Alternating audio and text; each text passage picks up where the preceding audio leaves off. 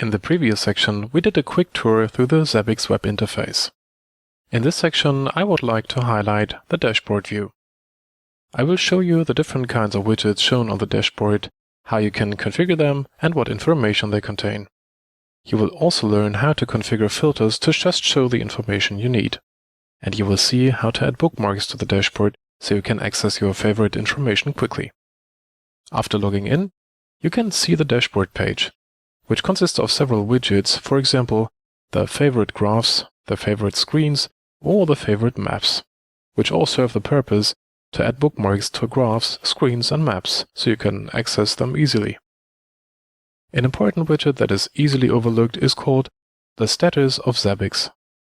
The most important information here is in the line Zabbix server is running.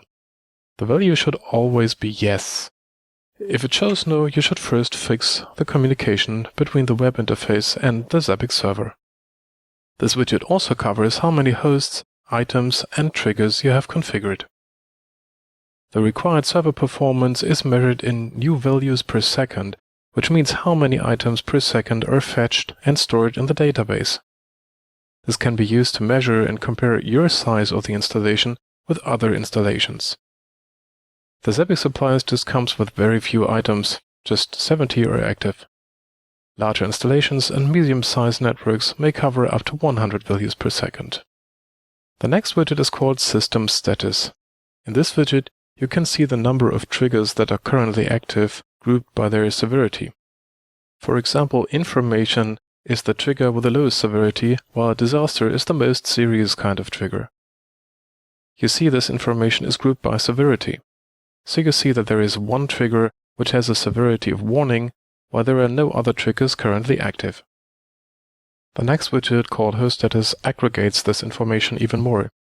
You can see how many hosts have problems in a certain host groups and how many don't. A more interesting widget in daily operation is the widget called Last 20 Issues. So this shows the 20 most recent problems that have been happening. So on the dashboard you can always see the current problems, and if there are more than 20 concurrent problems, it just shows the 20 last ones. An interesting feature here is the submenu that you get when clicking on a host. As you can see, there is a number of scripts configured, for example ping. When I click on ping, the Zabbix server in question is getting pinged. These scripts can be configured in the administration section under scripts. As you can see here, the ping command means that the /bin/ping command is sent to this host, and the output is redirected to the web interface. Since version 2.0 of Zabbix, you can also customize the dashboard in the way you like. For example, you can move the widgets to another position on the page. Just drag them by the title bar and drop them wherever you like. Each of the widgets has two icons in the upper right corner. The left icon lets you configure the refresh time in seconds of this widget. For example, the status of Zabbix widget is refreshed every 60 seconds. You can set this to another time and make it refresh more or less often. The right icon lets you collapse or enlarge the widget. There is currently no way to add custom widgets or to hide a widget completely, but you can just click on this icon and make it smaller. There are also two icons in the upper right corner of the entire window. The left icon is looking like a wrench. When you click on this icon, you are taken to the filter dialog.